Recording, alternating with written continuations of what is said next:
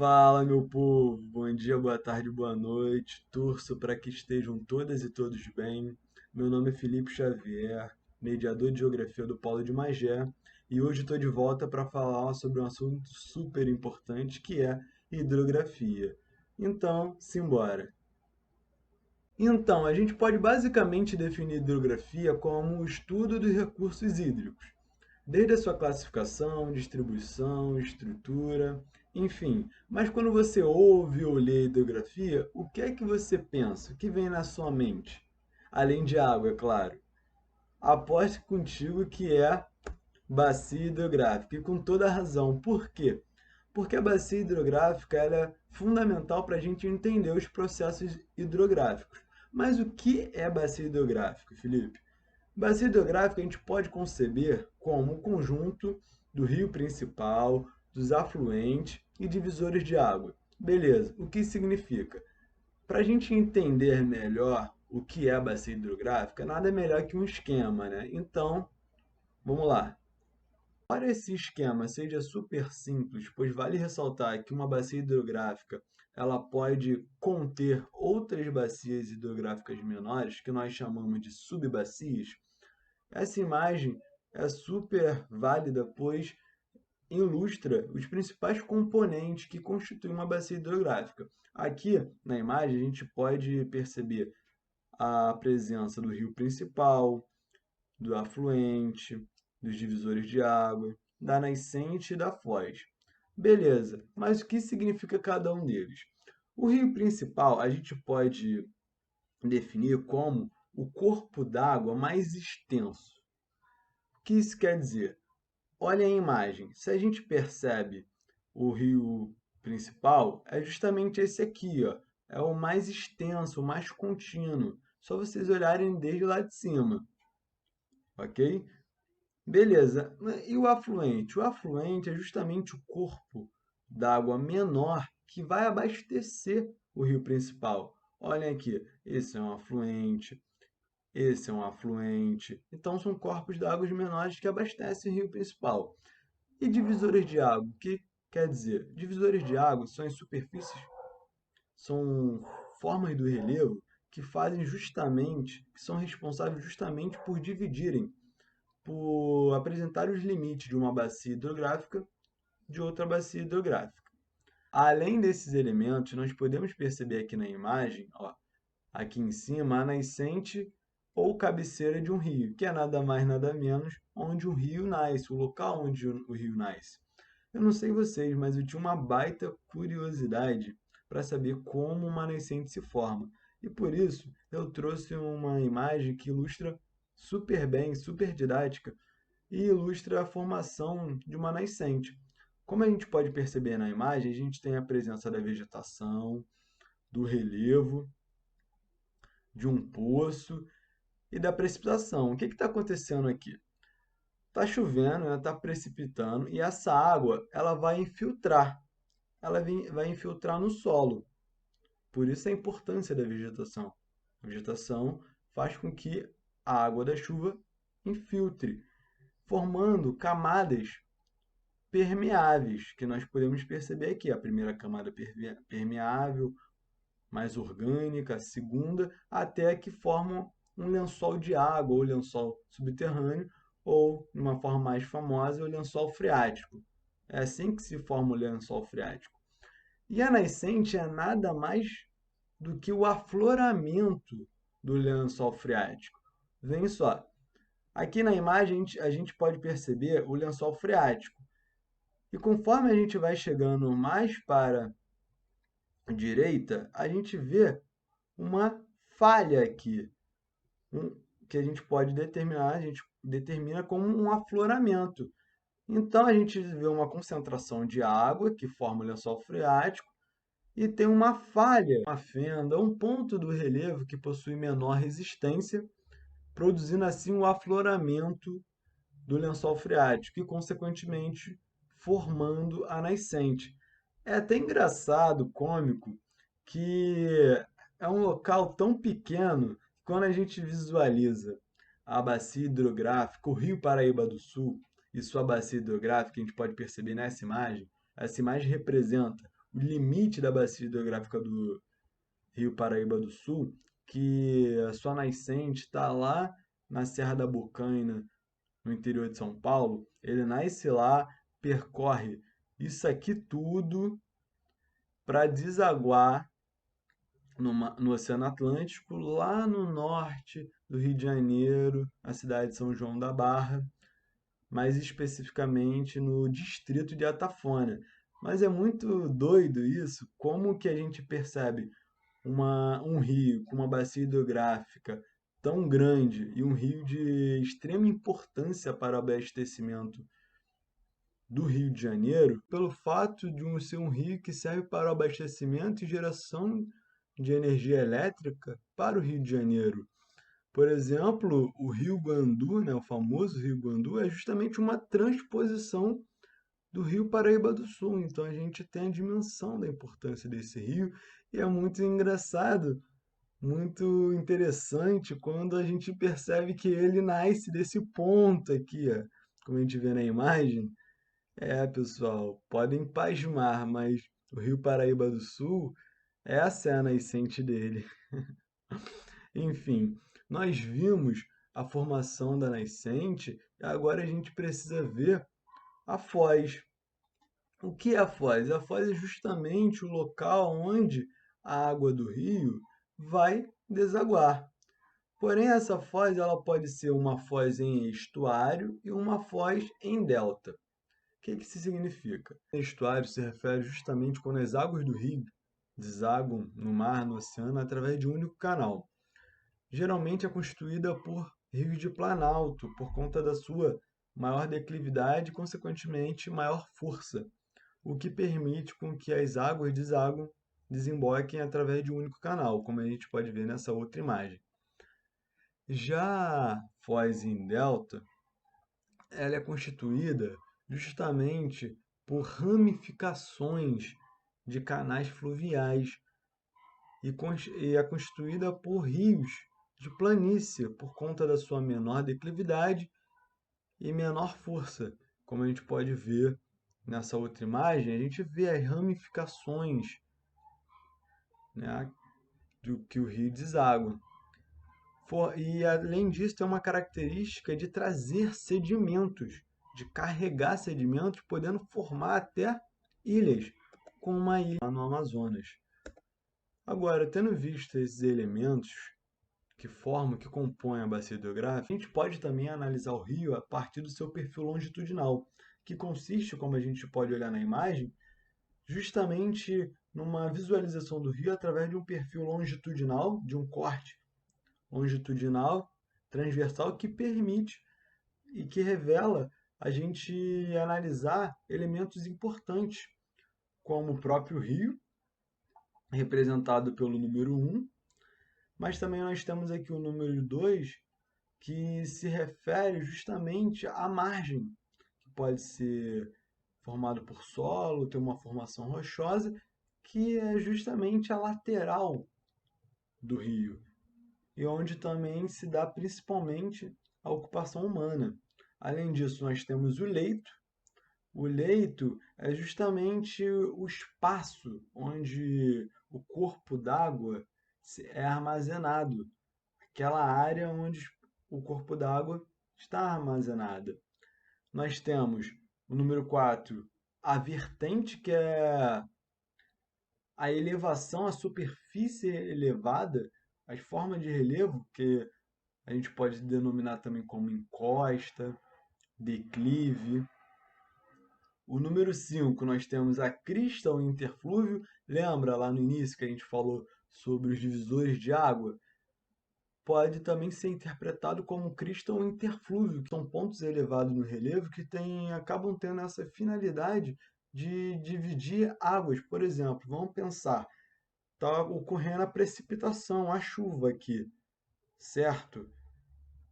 Uma parte da água vai cair para o lado direito, outra parte vai cair para o lado esquerdo. Ou seja, verificando a imagem, olhem lá o cursor do mouse, a gente vê, ó, por exemplo, a chuva está caindo aqui. Uma parte vai cair para esse lado, a outra parte vai cair para esse lado. Ou seja, além de estar fazendo a divisão das bacias hidrográficas, ele faz essa divisão de águas, entende? Além disso, nós temos representado pelo número 6 o Talveg, que pode ter uma grande importância geopolítica. Mas o que é o Talveg? O Talveg é basicamente o ponto mais profundo, mais fundo de um rio.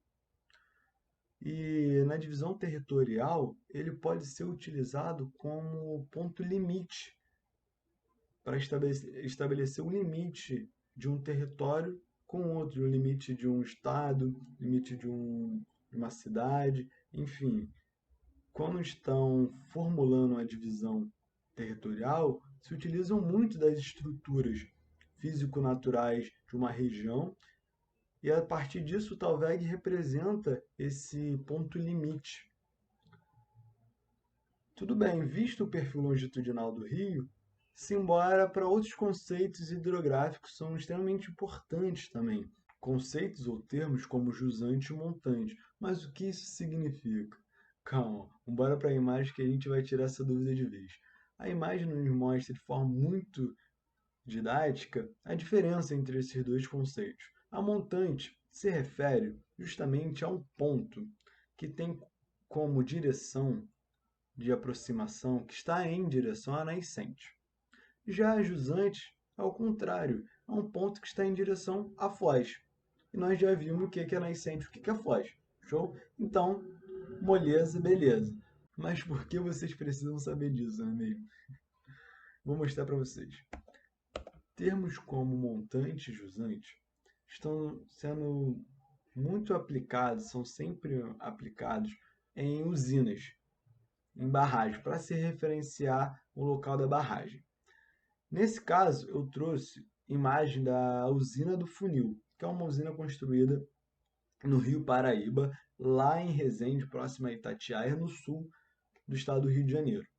Beleza, quando a gente sabe, a gente precisa, antes de tudo, lembrar que cerca de 63,8% da energia elétrica gerada no Brasil provém de usinas hidrelétricas. Isso segundo a empresa de pesquisa energética vinculada ao governo brasileiro.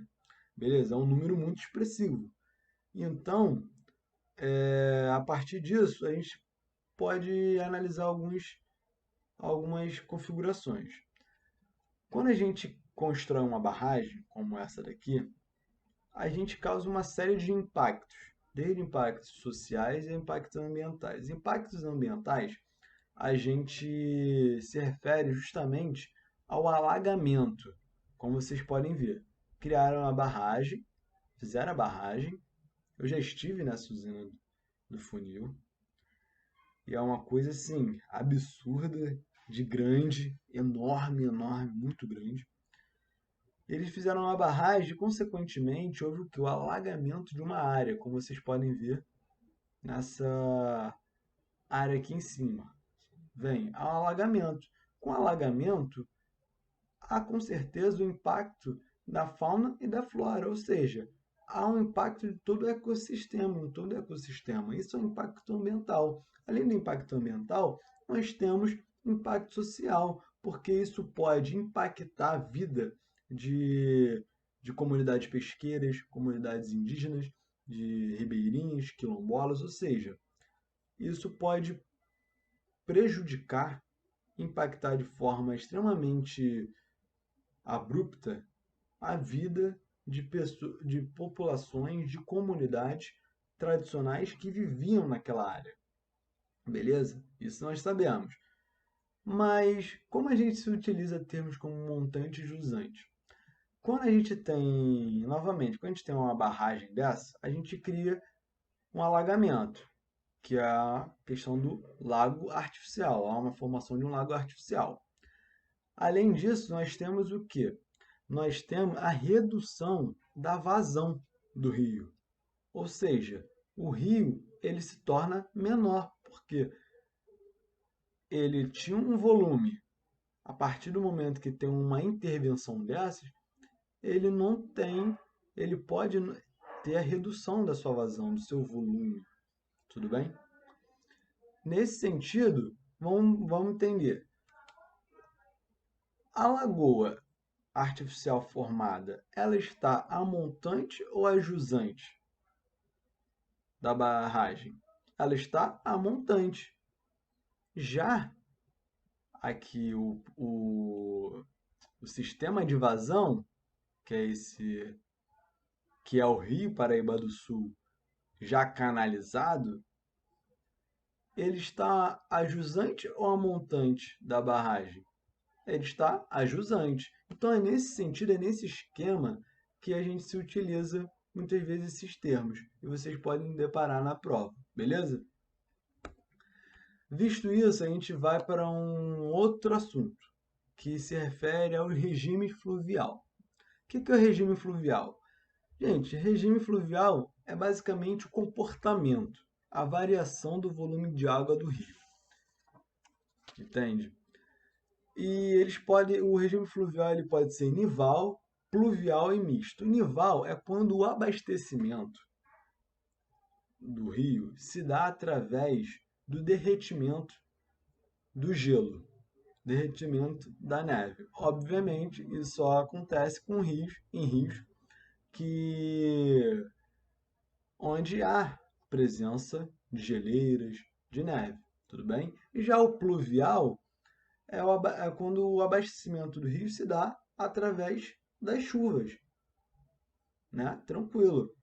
E o misto é justamente a associação desses dois regimes, tanto nival quanto pluvial. Um exemplo do misto é justamente o Rio Amazonas. Ué, pera lá, o Rio Amazonas é nival? É nival porque a nascente do Rio Amazonas se dá na Cordilheira dos Andes. Então, lá tem a presença de gelo. E com o derretimento desse gelo, ele também é responsável pelo abastecimento do Rio Amazonas. Tudo bem? E pluvial por conta das chuvas. Então, recapitulando, o regime fluvial se refere à variação do volume do rio em relação ao período de cheia ou de vazante e período de seca ou estiagem. Ou seja, é o comportamento do rio, que pode ser dado por processo nival, pluvial e misto, que é a combinação dos dois, nival e pluvial. Show? Além disso, a gente precisa fazer a diferenciação entre rio perene e rio intermitente. O rio perene, pessoal, ou permanente, é justamente aquele rio que contém água o ano todo. Já o rio intermitente, temporário, é o rio, ao contrário, é o rio que desaparece, que seca em tempos de estiagem, em tempos de seca, principalmente no sertão brasileiro, onde, por conta do clima semiárido, os rios secam. Então, essa é a diferença. Rio perene contém água o ano todo e o rio intermitente ele desaparece. Visto isso, vamos agora para a drenagem. A drenagem a gente sabe que significa o escoamento de água. Nesse caso, escoamento das águas do rio. Nesse sentido, nós temos tipos de drenagem. Que tipos são esses? Exorreica, endorreica, arreica. Nomes difíceis, mas a definição é moleza. Vamos embora. Exorreica se refere às águas dos rios que desaguam em oceanos e mares abertos. A grande maioria dos rios tem drenagem exorreica, beleza? Já a endorreica é quando as águas desaguam em mares fechados, na verdade lagoas, como no caso do Mar Morto, que na verdade é uma lagoa salgada, que fica lá na Cisjordânia, a gente pode ver na imagem, vocês podem perceber que é fechado, a gente tem escoamento de rios, de águas para ele. E esse lugarzinho aí deve ser pouco bom estar aí, né? Um dia, quem sabe, galera, um dia. Mas seguimos. E temos a drenagem arreica. O que é drenagem arreica? É quando o rio não deságua. Ué, o que isso quer dizer? é quando rios se refere a rios intermitentes, aqueles rios temporários que a gente viu, que são rios que desaparecem, rios que secam. Show? Agora nós teremos a relação fundamental entre relevo e hidrografia. Nós tivemos aula de relevo semana passada, então com certeza está super fresco na cabeça de vocês. Mas dessa relação derivam dois tipos de rios, o rio de Planalto e o rio de Planície. Primeiro, o rio de Planalto. O rio de Planalto, como o nome sugere, são rios que percorrem os planaltos. Planaltos são forma de relevo, lembrando, planaltos são forma de relevos que têm superfície elevada. E por isso, esses rios de planaltos apresentam grande declividade e, consequentemente, maior velocidade, porque, lembrando, os rios obedecem uma lei, a lei da gravidade. Enquanto maior a declividade, maior, consequentemente, a velocidade por conta da própria gravidade. Consequentemente, eles não têm meandros, por eles serem fortes, por eles terem força, por eles terem velocidade. Então, eles não constituem curvas. Por conseguinte, eles possuem um grande potencial hidrelétrico, justamente pela força e pela velocidade. E geralmente se constituem, esses rios desaguam em foz, em estuário, que a gente viu lá no início. Já os rios de planície são corpos d'água que percorrem as planícies, que são, lembrando novamente, são formas de relevos aplanadas, muito próximas ao nível do mar. Esses rios apresentam pequena declividade por conta justamente da sua área plana e, consequentemente, menor velocidade. E com meandros. Por que meandros, gente? Os meandros, que são as curvas, elas se constituem principalmente por conta da pouca força que um rio possui. Então ele vai buscando áreas, contornando a fim de ganhar energia. Por isso que eles vão surgindo as curvas, os meandros. Além disso, os rios de planície são propícios para a navegação, justamente pela sua condição aplanada. E as águas, né, do rio de planície desaguam em foz, em delta. Beleza? Agora a gente vai traçar um breve perfil da hidrografia brasileira. A hidrografia do Brasil apresenta a predominância de rios perenes, ou seja, rios que contêm água o ano inteiro, e rios de planalto. Pois lembrando, o Brasil tem um relevo de formação muito antiga e desgastada, apresentando a predominância de planaltos de baixa e média altitude, com exceção de alguns pontos do sudeste, da região sudeste e do extremo norte.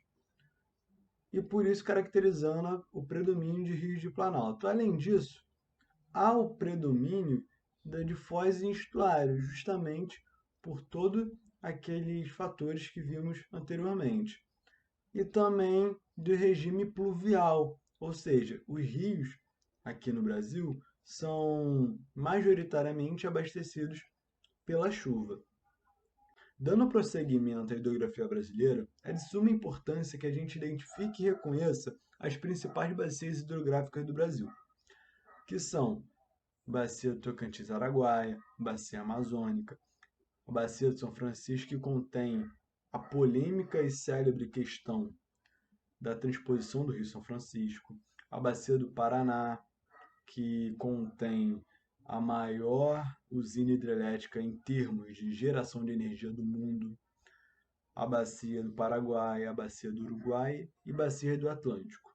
Para melhor visualização das bacias hidrográficas do Brasil, eu trouxe esse mapa onde a gente pode observar e identificar através das legendas quais são as bacias.